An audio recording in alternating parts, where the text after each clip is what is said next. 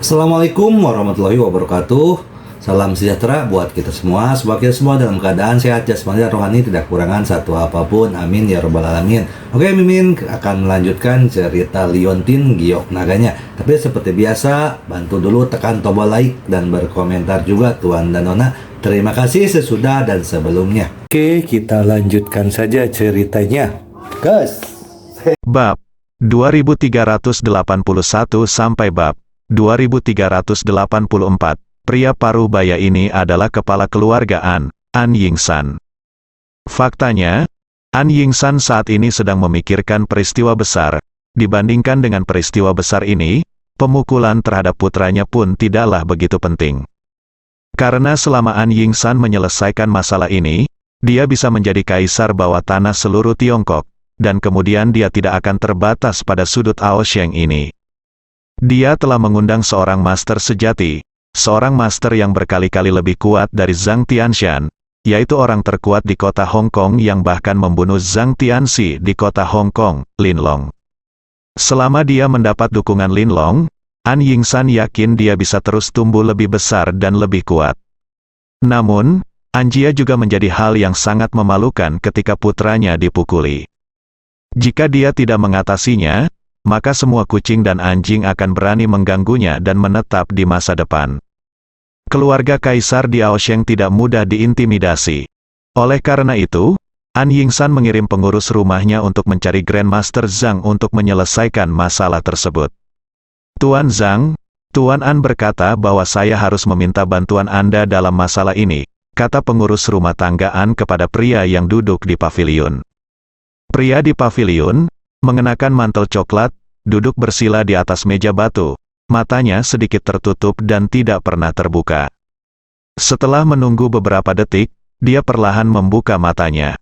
Orang tersebut adalah Zhang Tianshan yang dipukuli oleh suku serigala di bar hari itu. Namun, hari itu adalah berkat tersembunyi.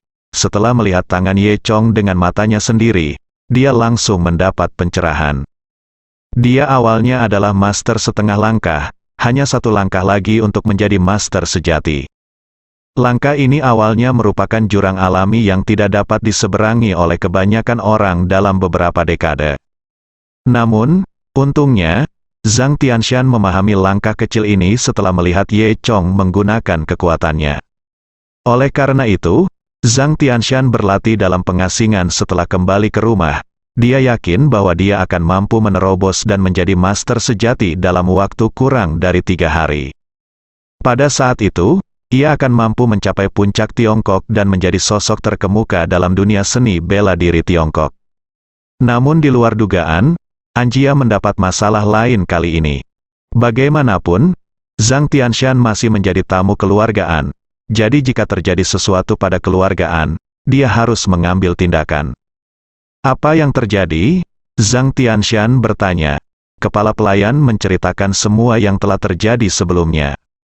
Anak laki-laki itu memang memiliki beberapa keterampilan. Dia merobohkan 2 pengawal tuan muda dalam sekejap.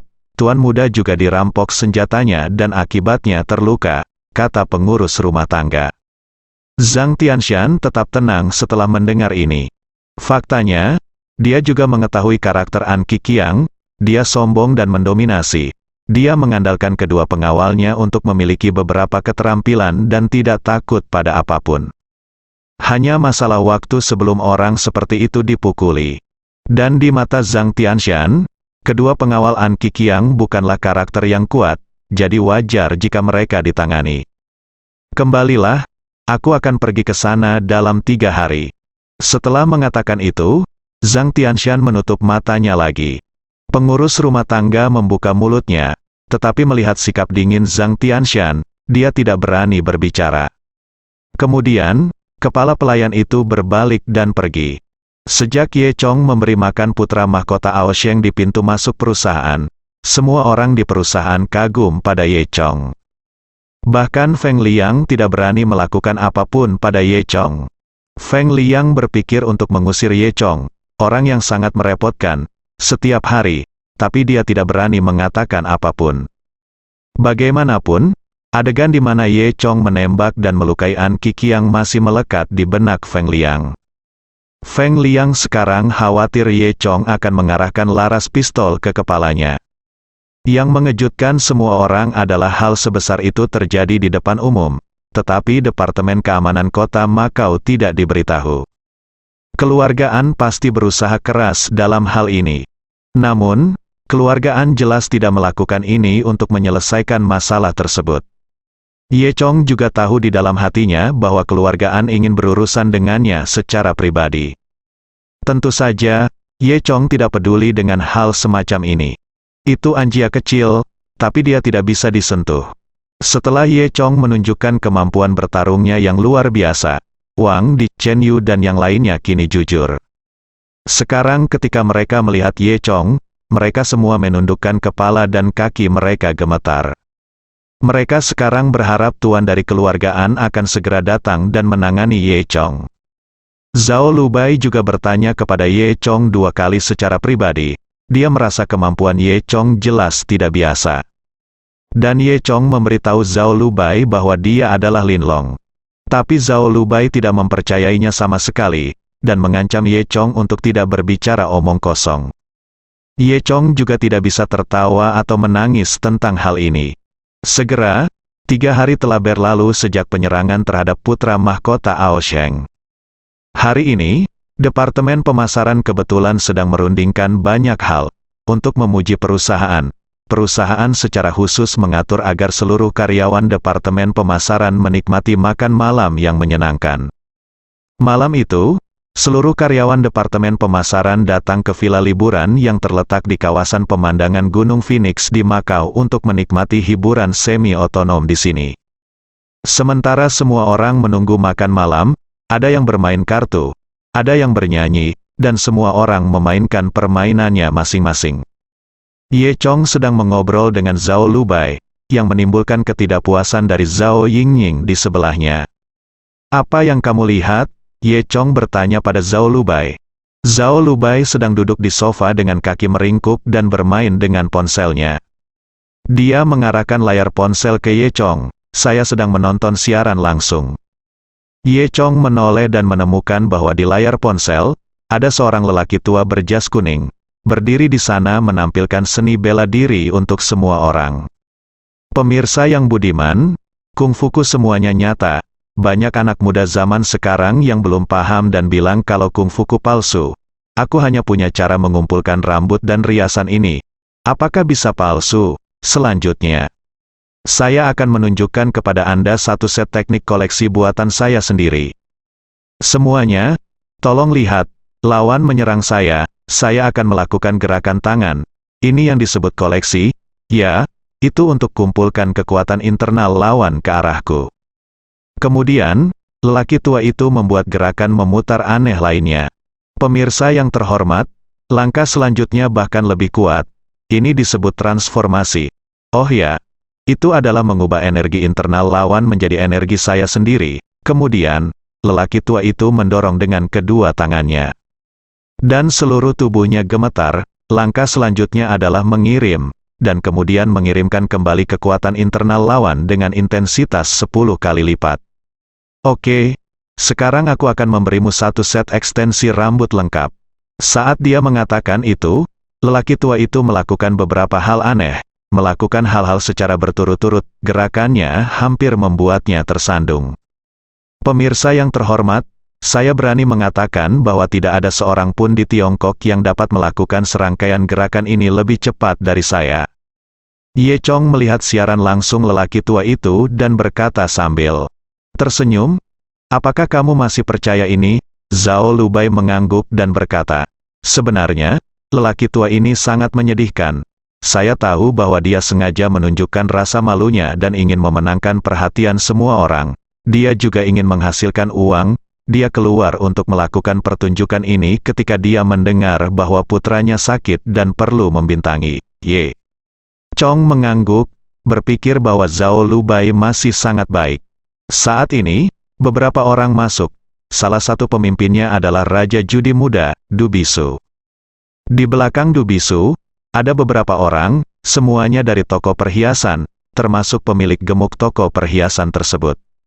Dan ketika semua orang melihat orang-orang ini datang, mereka tahu bahwa mereka pasti mencari Ye Chong. Wang Di, Chen Yu dan yang lainnya meletakkan kartu yang mereka mainkan dan melihat ke arah Du Bisu.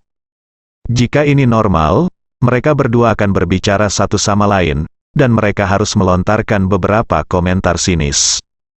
Namun, hari ini keduanya diam saja.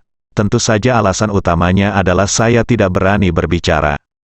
Du Bisu menghampiri Ye Chong dan berkata sambil tersenyum, "Haha, Ye Chong, jadi kamu ada di sini." Ye Chong mengangkat alisnya. "Apa?" Du Bisu berkata, "Pertandingan terakhir belum berakhir. Kenapa kamu melakukannya? Apakah kamu akan pergi?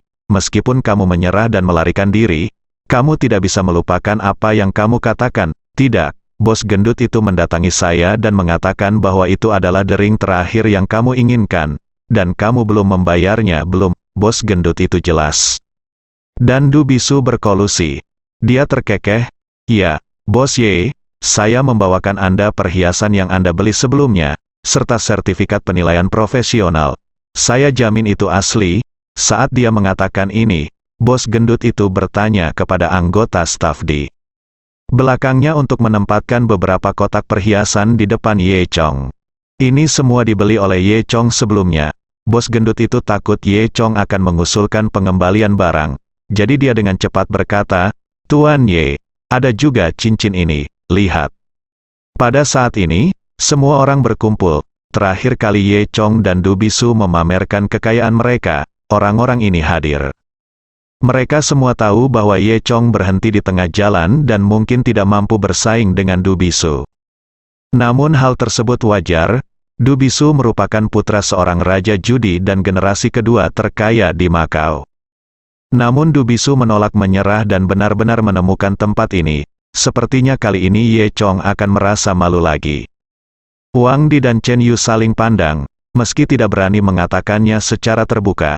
Mereka bisa melihat sikap sombong satu sama lain dari ekspresi satu sama lain. "Ye Chong, aku bisa menerima penyerahanmu dan melarikan diri. Tapi cincin ini sudah disepakati. Kamu bilang kamu akan menghabiskan 50 juta untuk membeli cincin ini. Kamu tidak bisa gagal membayarnya," kata Du Bisu.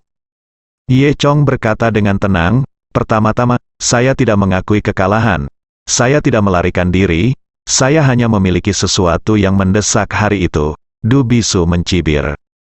"Haha, kamu benar-benar tangguh." Kemudian, Ye Chong menoleh kelihatlah bos gendut itu dan berkata, "Adapun cincin ini, saya menyarankan Anda untuk mencari lembaga profesional untuk penilaian yang cermat, dan kemudian Anda dapat memutuskan apakah akan menjualnya kepada saya seharga 50 juta yuan, harga sebenarnya dari selatan. Ini berlian darah kabel emas Amerika bernilai lebih dari 300 juta yuan, dan Ye Chong juga memberikannya kepada saya bos gendut, sebuah kesempatan." Bos gendut itu sudah lama dibutakan oleh keserakahan. Cincinnya hanya bernilai puluhan ribu. Sekarang Ye Chong telah menghabiskan 50 juta. Di mana dia bisa menemukan korban seperti itu? Bos gendut itu sangat bodoh. "Tidak. Tidak perlu Pak Ye, penilaian sudah selesai.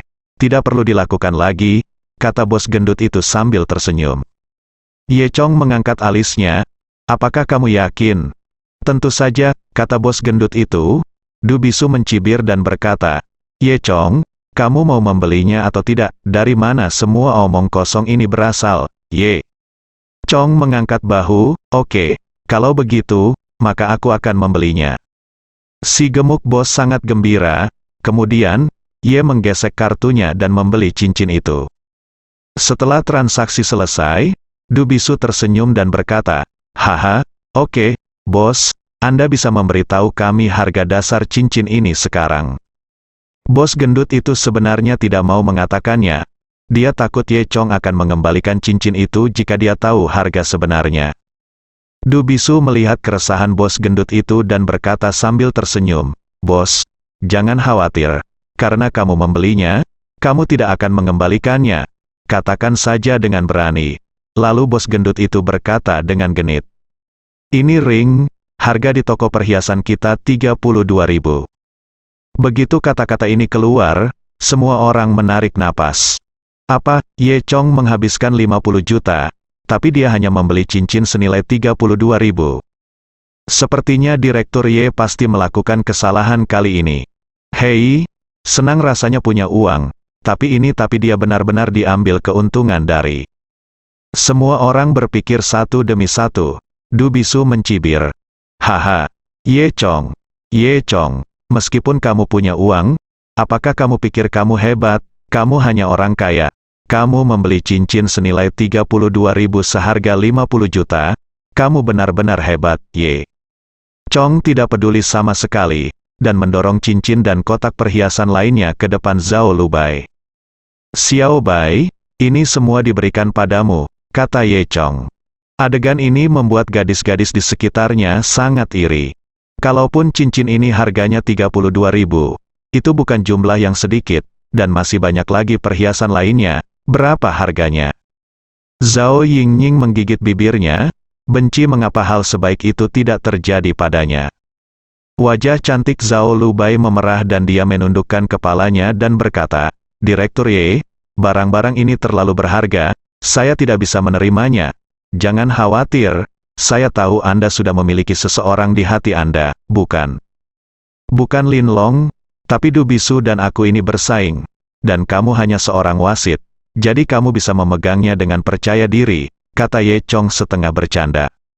Wajah Zhao Lubai menjadi lebih merah dan dia menundukkan kepalanya dan tidak berkata apa-apa.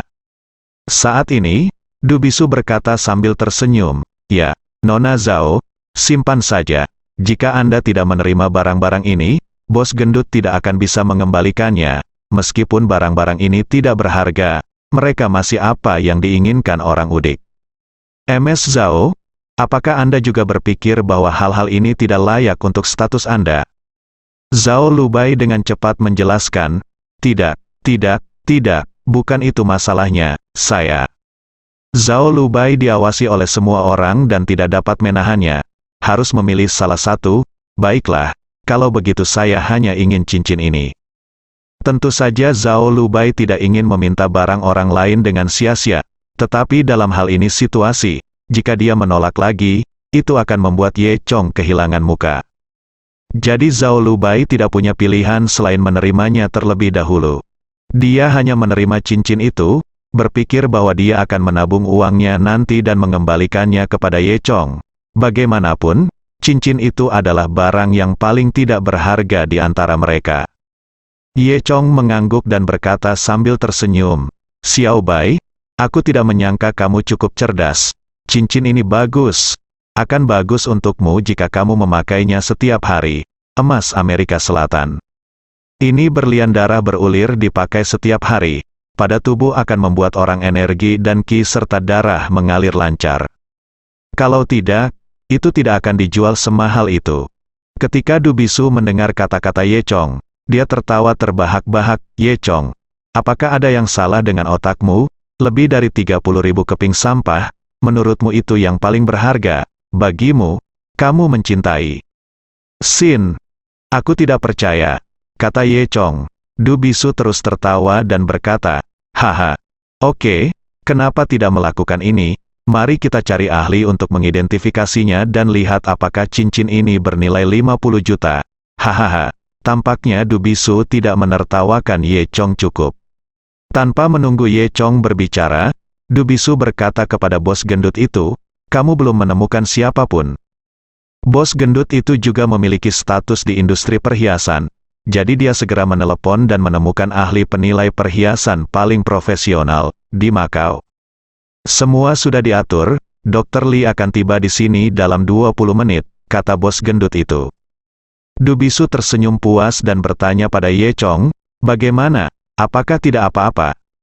Ye Chong mengangkat bahu, tidak masalah. Aosheng, Villa Zhang Tianshan.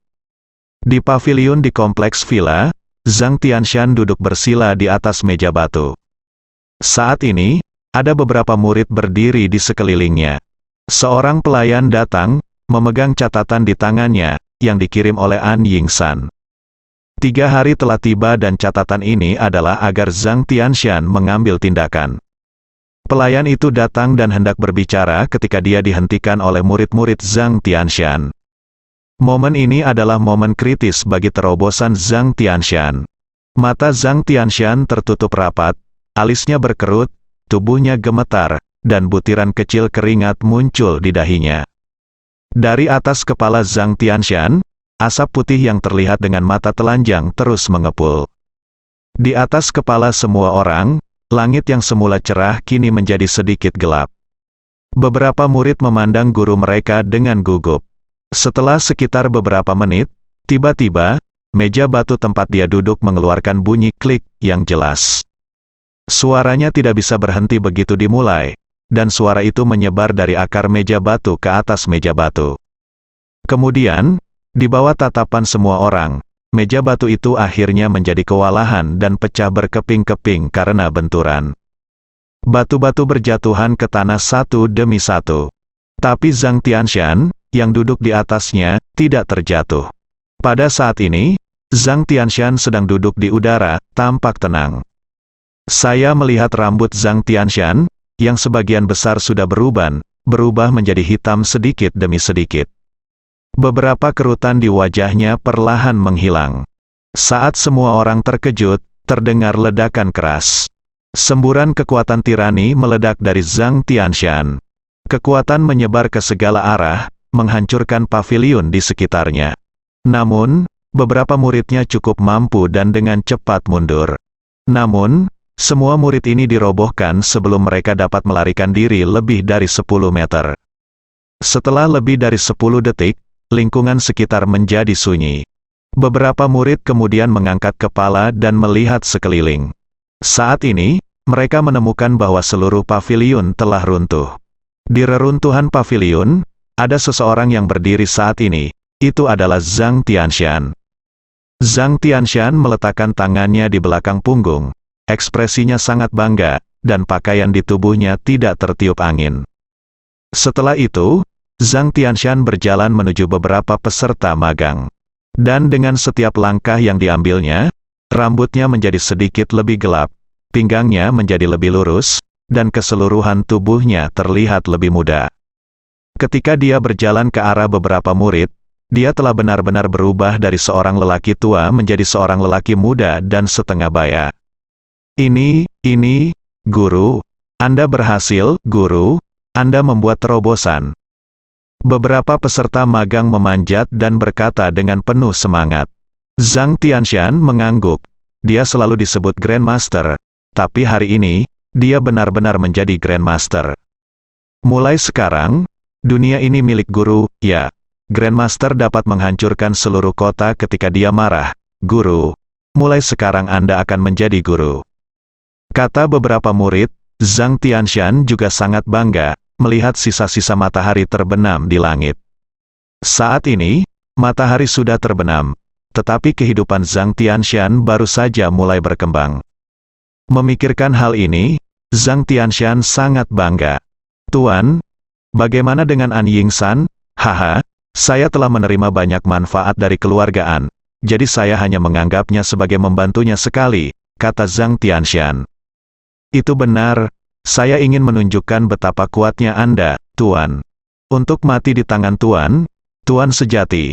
Anak itu pantas mati. Villa liburan Gunung Phoenix, Lee, yang diminta Du Bisu untuk ditemukan oleh bos gendut itu, tiba dengan cepat dan membawa instrumen profesional.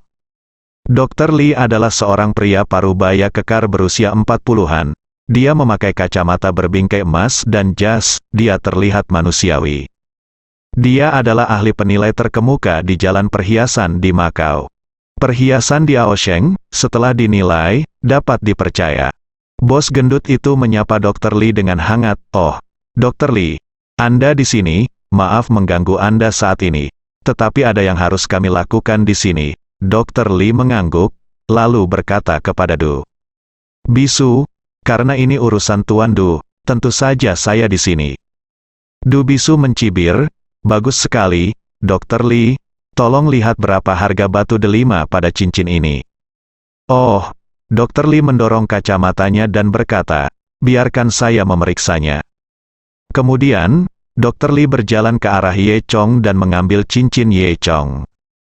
Dia meletakkan cincin itu di depan matanya dan melihatnya dengan cermat. Dr. Lee sangat terkejut, ini adalah berlian kelas menengah yang sangat biasa. setelah diproses, nilainya tidak lebih dari 30.000 yuan. Bagaimana perhiasan seperti itu bisa membuat Du Bisu, generasi kedua orang terkaya di Makau, khawatir? Namun, karena ini urusan Du Bisu, Dr. Li tidak berani mengabaikannya. Ia segera meminta asistennya untuk mematikan instrumen tersebut, lalu memeriksa instrumen tersebut dengan cermat. Setelah membacanya, Dr. Li mengangkat kacamatanya dan berkata, "Semuanya, saya sudah melihatnya. Ini adalah batu rubi Shisui. Harga batu aslinya adalah 20.000, dan setelah diproses, harganya sekitar 30.000. Setelah mendengar ini, Dr. Li mendengar kata-kata ini, Du Bisu langsung tertawa. Haha, seperti yang diharapkan, Dr. Li, Anda tidak tahu, beberapa orang tidak tahu barangnya, tetapi mereka menghabiskan 50 juta untuk membeli barang ini. Hahaha, bos gendut itu tidak bisa menahannya.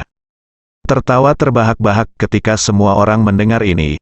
Mereka semua menghela nafas, berpikir bahwa Ye Chong menderita kerugian besar kali ini. Hanya Ye Chong yang dengan tenang mengambil cincin itu, lalu dengan lembut menggosokkannya pada salah satu ujung batu delima. Lihat lagi, Ye Chong melemparkan cincin itu ke meja instrumen. Du Bisu berkata sambil tersenyum, "Apa, Anda masih tidak percaya?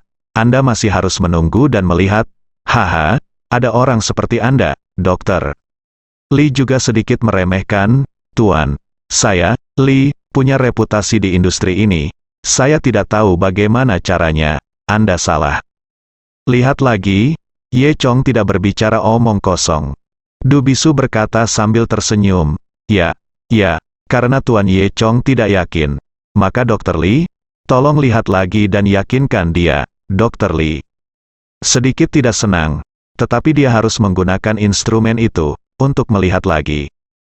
Baru saja, Ye Chong diam-diam menggunakan energi aslinya untuk membengkokkan salah satu tepi batu delima dengan sudut kecil. Dan sudut kecil ini saja sudah cukup. Melalui sudut kecil ini, Anda bisa melihat garis emas yang baru saja terhalang di dalamnya. Ketika Dr. Li melihat cincin itu lagi, dia langsung tercengang.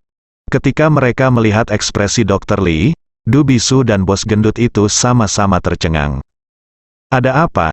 kata Du Bisu. Dr. Li berkata pada dirinya sendiri, "Tidak mungkin." Kemudian dia melihatnya 4 atau 5 kali. Hanya ketika dia yakin bahwa dia telah membacanya dengan benar kali ini Dr. Li mengangkat kepalanya. "Ada apa?" Du Bisu bertanya lagi, "Bicaralah dengan cepat." Mata Dr. Li melebar dan dia tergagap. "Ya, saya baru saja melihatnya salah. Ini adalah berlian darah benang emas Afrika Selatan. Ini nilainya pilnya sekitar 300 juta. Begitu kata-kata ini keluar, semua orang tercengang. Li menjelaskan, Ini awalnya adalah berlian darah kerawang emas Afrika Selatan, tetapi selama pemrosesan, bentuknya agak istimewa, karena cahayanya, tepi dan sudutnya menghalangi warna emas, jadi, dari di luar. Lihat, Anda tidak dapat melihat benang emas ini sama sekali, berlian ini dianggap sebagai berlian merah biasa. Namun, salah satu tepi berlian ini aus secara miring, sehingga benang emas di dalamnya terlihat lagi. Kemungkinan terjadinya hal ini kurang dari 1 dalam 10 juta. Ini sungguh menakjubkan, saya tidak pernah berpikir bahwa saya akan menghadapi hal seperti ini lagi dalam hidup saya. Dr. Li hampir menjadi gila. Menjelaskan, meskipun semua orang mendengarkan dengan sedikit pemahaman, mereka juga memahami apa yang sedang terjadi. Ternyata ini adalah berlian darah kerawang emas Afrika Selatan senilai 300 juta. Kemudian diperlakukan sebagai berlian merah biasa, dan harganya 32.000. Semua orang kaget karena kejadian berdarah seperti itu benar-benar terjadi di sekitar mereka. Mereka semua memandang Ye Chong, bertanya-tanya apakah Ye Chong beruntung atau sudah melihatnya. Du Bisu juga tercengang. Cincin ini sebenarnya bernilai 300 juta. Dia awalnya membawa bos gendut itu untuk menertawakan Ye Chong, tapi kali ini, dia benar-benar meminta Ye Chong untuk pamer lagi. Tapi bagaimana ini mungkin? Bagaimana Ye Chong mengetahuinya? Tentu yang paling menyedihkan adalah bos yang gendut. Dia menjual berlian senilai 300 juta seharga 50 juta, dan dia masih sangat bangga karenanya. Dan ini karena pihak lain sangat baik hati sehingga dia memberinya 50 juta. Jika tidak, dia akan menjual cincin itu seharga 32,000. Tidak apa-apa jika dia tidak pernah mengetahuinya, tapi sekarang dia mengetahuinya, dia akan menyesalinya sampai mati. Saya khawatir dia tidak akan bisa makan enak dalam hidup ini. Berpikir bahwa Ye Chong telah memintanya untuk kembali dan menilainya sebelum menjualnya. Tapi dia tidak menganggapnya serius, bos gendut itu semakin menyesalinya. Bos gendut itu meringis dan berkata kepada Ye Chong, "Tuan Ye, saya tahu sekarang bahwa Anda benar-benar mampu. Bisakah Anda mengembalikan berlian itu kepada saya? Saya bersedia membayar 80 juta untuk membelinya kembali." Ye Chong mencibir. Dia berkata, "Saya memberi Anda kesempatan, tetapi jika Anda tidak menghargainya, sekarang sudah terlambat." Bos gendut itu mengertakkan gigi. Di depan kekayaan besar ini, dia tidak peduli tentang hal lain. Bahkan jika dia menggunakan kekuatan hari ini, dia akan mendapatkan kembali berlian ini. Tepat ketika bos gendut itu hendak berbicara, dia disela oleh Du Bisu. "Cao, Ye Chong, kamu berpura-pura jadi apa? Menurutku kamu hanya kurang beruntung." Wajah Du Bisu berubah warna menjadi hati babi, yang sebelumnya tidak masuk hitungan. "Ayo berkompetisi lagi jika kita punya kemampuan." Ye Chong mengangkat bahu. Oke, semua orang tidak menyangka bahwa mereka akan tetap bermain. Meskipun Ye Chong pergi di tengah waktu, berlian yang dibelinya tidak ternilai harganya. Tentu saja, ini hanya bisa dikatakan Ye Chong mengandalkan mata atau keberuntungannya, dan tidak bisa dianggap sebagai kekalahan. Namun, jika dibandingkan dengan kekayaan, bagaimana Ye Chong bisa dibandingkan dengan Du Bisu? Kalau tidak, dia tidak perlu melarikan diri terakhir kali. Tanpa diduga, Ye Chong setuju lagi kali ini. "Bagaimana kamu ingin bermain?" Ye Chong bertanya lagi. Du Bisu berpikir sejenak dan memandang Zhao Lubai. Saat ini, Zhao Lubai duduk di sana dengan tenang, sedikit bingung. Dan tangan putih rampingnya masih memegang ponsel, dan siaran langsung Receipt of Hair masih diputar di ponsel. "Oke, mari kita beri hadiah kepada Jangkar. Setiap hadiah harus lebih dari yang terakhir kali. Bagaimana kalau kita lihat siapa yang bisa memberi hadiah sampai akhir?" kata Du Bisu. Ye Chong mengangkat bahu. "Oke." Pada saat ini, lelaki tua di ponsel Zhao Lubai masih melakukan seni bela diri. "Semuanya, beri saya roket besar, dan saya akan melakukan pengumpulan rambut saya, satu demi satu. Tanpa ragu-ragu, kalian ingin melihatnya, jangan ragu. Terima kasih untuk roket dengan jus ekor tikus, saya akan menampilkannya sekarang." "Oke, terima kasih untuk roket tanpa etika bela diri. Kalian bisa menonton itu." Segera, ya, Du Bisu menggunakan akunnya sendiri untuk memasuki ruang siaran langsung. Ye Chong biasanya tidak melihat ini sama sekali, jadi dia meminjam rekening Zhao Lubai dan mengikat kartu banknya. Semua orang memandang kedua orang itu dengan penuh minat, tidak tahu apa yang akan terjadi kali ini. Song Xin, sebaliknya, mengambil foto seperti orang gila dan mengunggah fotonya di grup gosip. Beberapa bibi tua di grup gosip berhenti memasak dan meminta Song Xin segera menyiarkan situasinya secara langsung. Du Bisu mencibir, "Kali ini, siapapun yang lolos di tengah jalan akan berlutut di tanah dan menggonggong 3 kali." Ye Chong mengangkat bahu, menyetujui. "Haha, oke. Kalau begitu aku mulai. Aku akan memberimu hadiah 1 juta dulu," kata Du Bisu. Segera setelah itu, dia beroperasi di ruang siaran langsung dan benar-benar memberi hadiah 1 juta. 1 juta setara dengan 1000 roket. Ketika 1000 roket naik terus-menerus dari ruang siaran langsung langsung mendidih. Adegan seperti ini tidak umum terjadi. Ketika lelaki tua yang menyiarkan siaran langsung itu melihat adegan ini, matanya membelalak. "Ya Tuhan, terima kasih karena tidak kalah taruhan. Saudara, saya mencoba yang terbaik hari ini, dan saya akan menampilkan 1000 koleksi rambut." Lalu, lelaki tua itu memulai sambil berteriak, "Hei hahaha," dia mulai melakukan ekstensi rambutnya. "Aku akan memberimu hadiah 10 juta, kata Ye Chong. Semua orang tercengang. Apakah Ye Chong benar-benar bangga? Ketika hadiah 10 juta mencapai ruang siaran langsung, lelaki tua itu menjadi gila. Wajahnya merah, dan dia tidak tahu apakah itu karena tekanan darahnya. Mungkinkah seseorang akhirnya menghargai ekstensi rambutku, pikir lelaki tua itu dalam hati. Aku akan memberimu hadiah 50 juta, kata Dubisu. Saat ini ruang siaran langsung sudah menggila, semula hanya ada beberapa ratus orang di ruang siaran langsung, namun kini sudah puluhan ribu orang. Semua orang tahu bahwa orang-orang kaya datang ke ruang siaran langsung ini, dan mereka semua datang untuk menonton kesenangan itu. Siaran langsung bisa menghasilkan puluhan juta, adegan ini bisa dikatakan tontonan. Aku akan memberimu hadiah 100 juta, kata Ye Chong. Semua orang menghirup udara dingin, apakah Ye Chong benar-benar kaya? Ini gila kali ini, bahkan platform siaran langsung pun tertipu. Mereka segera memeriksa Bacon untuk melihat apakah ada kesalahan. Dan ketika lelaki tua itu melihat hadiah 100 juta, air mata mengalir dari matanya. Tentu saja, saya tidak tahu apakah saya menangis karena terlalu banyak melakukan hair removal. Saat ini, Dubisu mulai ragu-ragu, kehilangan semangat kepahlawanannya sebelumnya. Jika dia pergi dengan Ye Chong lagi, itu akan menjadi 150 juta, lebih dari uang saku yang bisa dia kendalikan. Saya hanyalah generasi kedua yang kaya, dan ayah saya bertanggung jawab atas uang. Jika Raja Judi tahu bahwa dia menghambur-hamburkan uang seperti ini, dia mungkin akan mengusirnya dari keluarga Du. Oleh karena itu, Dubisu ketakutan. Ketika Ye Chong melihat penampilan Dubisu, dia tersenyum dan bertanya, "Ada apa, Tuan Du? Orang terkaya generasi kedua di Makau, bukankah karena dia tidak mampu membeli uang? Selama dia punya lebih banyak uang daripada aku, kamu juga bisa membayar 100.500.000 dan 50 sen." Wajah Dubisu jelek, mengetahui bahwa Ye Chong mempermalukannya, dia mengertakkan giginya dengan kejam. Bagaimana kalau salah satu dari kalian meminjamkan 50 sen kepada Tuan Du? Dia hanya kekurangan 50 sen dan tidak mampu membelinya, lanjut Ye Chong, bersambung.